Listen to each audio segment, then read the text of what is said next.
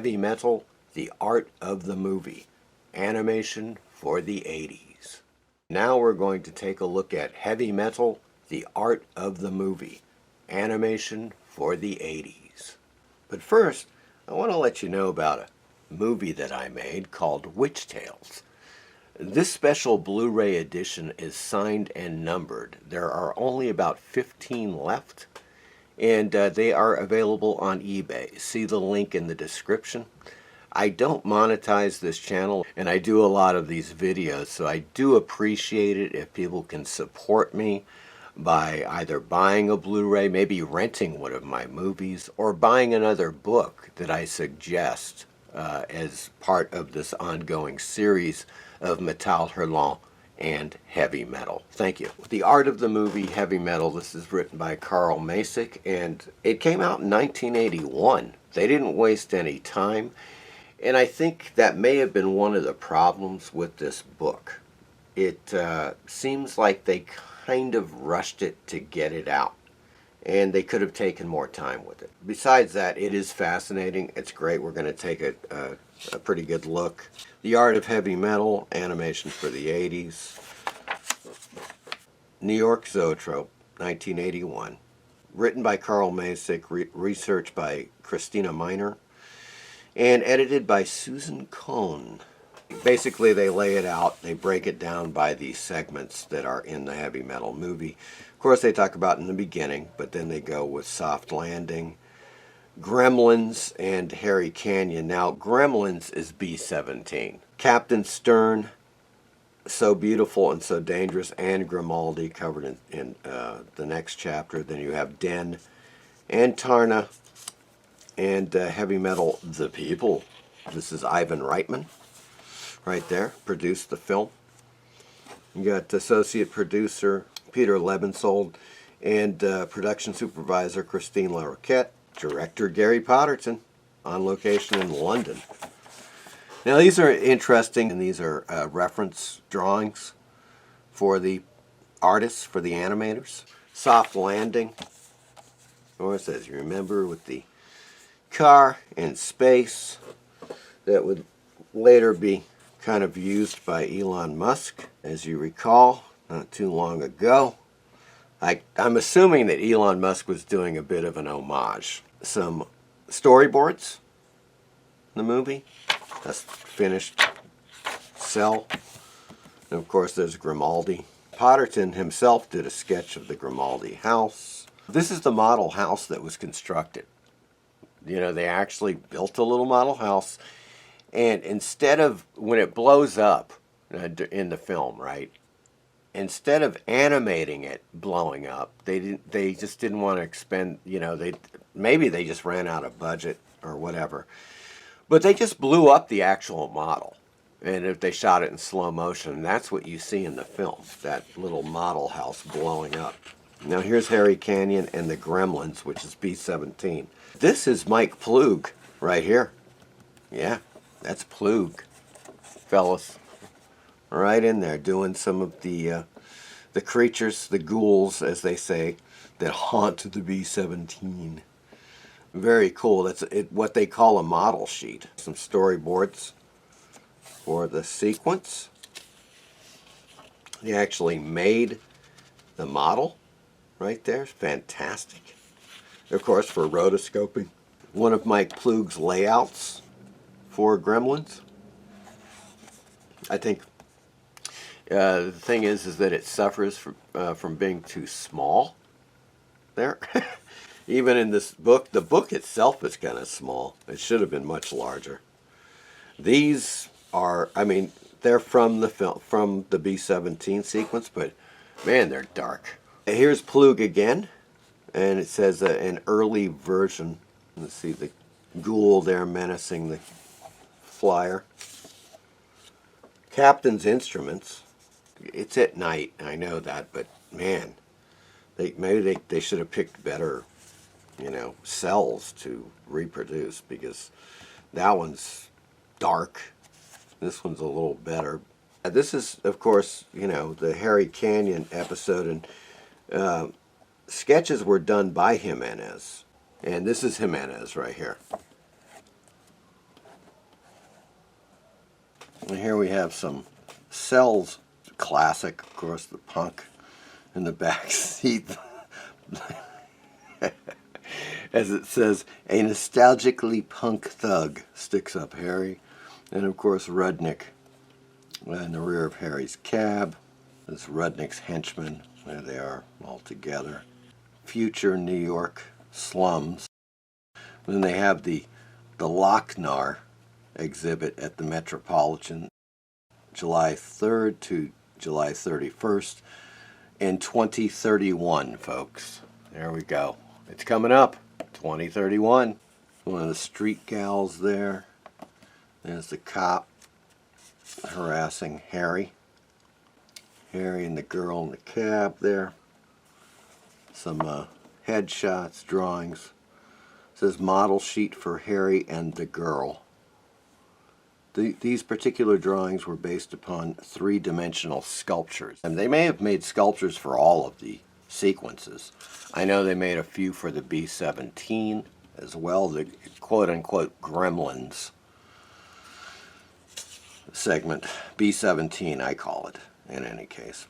A few more cells here. The girl. Yeah, here we go. Here we go. Here's the captain of the B-17 sequence, and there is the sculpture. I'm going to bring that in. You can see it a little better. There we go. That is the actual sculpture. A few more shots. Police station there. Some cells. Ooh, the girl's getting a little au naturel there. And of course we move into the Wrightson segment, Captain Stern, based upon the Wrightson comics. Great shot of the space station. And of course there's some nice cell shots of Stern and the other characters, prosecutor, his lawyer. This is one that they could have reproduced better. It's a 2-page spread, but it's fuzzy. Let's put it that way. It's just not very clear at all. Storyboard shot. Some more cells from Captain Stern. There's Hanover Fist, of course. A few more storyboards. Pretty cool. More cell shots. Hanover Fist, of course, he turns into the version of the Hulk. And squeezing through the porthole there. Pretty hilarious. And of course here we go with So Beautiful and So Dangerous and Grimaldi. Here. Now this is the original way that Angus McKee saw the secretary named Gloria. And this is how Neil Adams, yes, Neil Adams, came up with the final designs for Gloria, which I think worked out much better than McKee's. And of course, here's a realization of that with the cell there. And of course, there's the two characters from the, as they call it, the nosedive sequence. Right there, a little drawing as they're ready to pounce on the plutonium Nyborg. Computer animation for the Pentagon sequence. Of course, the spaceship there, and it's hovering over the Pentagon. Various cell shots. Dr. Anrak going nuts, attacking Gloria there.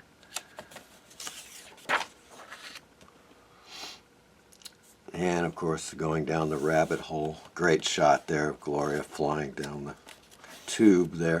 And she lands. And there's our little robot. Oh, yes. And here we go. Some more shots there. Original creature shots right there. Zeke and Edsel. And how they looked in the film. There you go. Boy, quite a different. I'm so glad they changed those. My God. Some more storyboarding right there. And of course the classic post-coital scene with the robot and Gloria. Some more great storyboard stuff. Of course, and the ship crash lands inside the space station.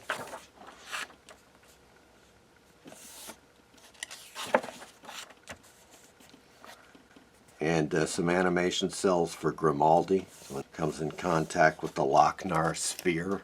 And of course, Richard Corbin's den.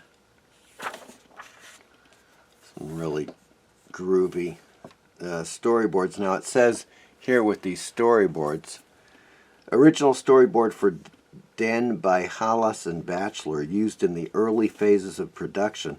The style is unusual since it couldn't serve as a working board for the animators. Dan, before pre-transformation to Den, these are just the model sheets here. And of course model sheets of Den's head.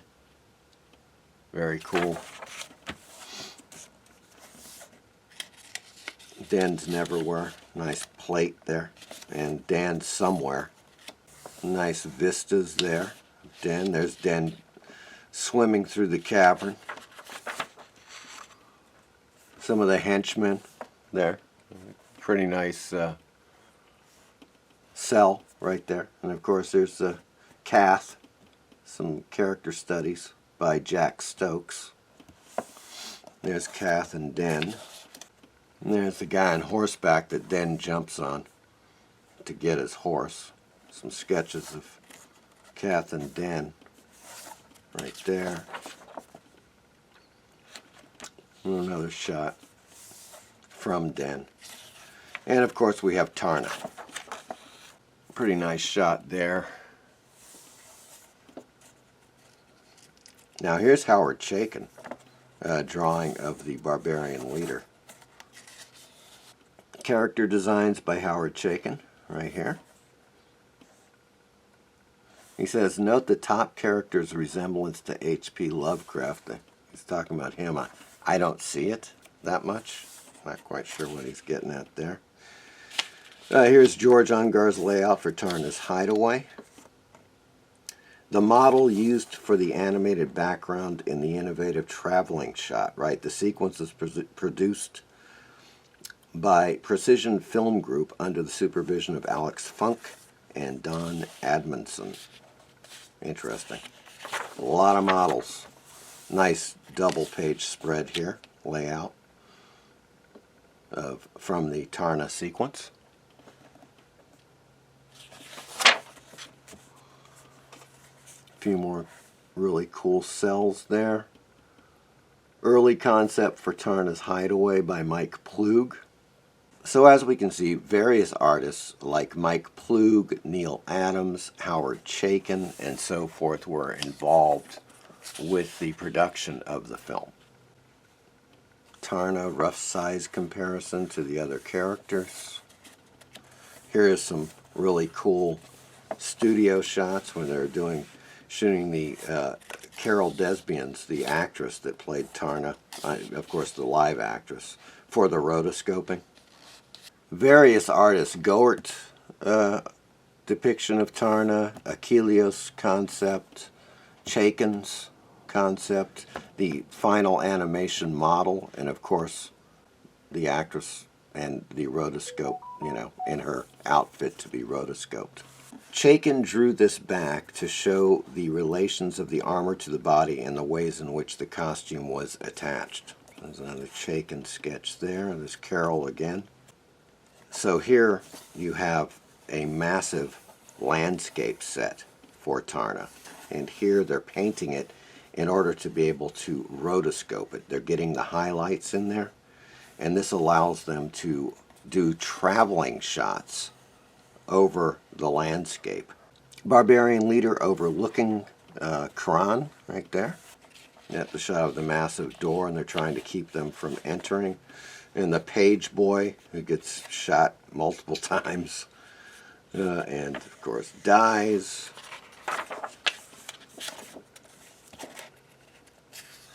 Tarna's Hideaway, barroom sketch by George Ungar.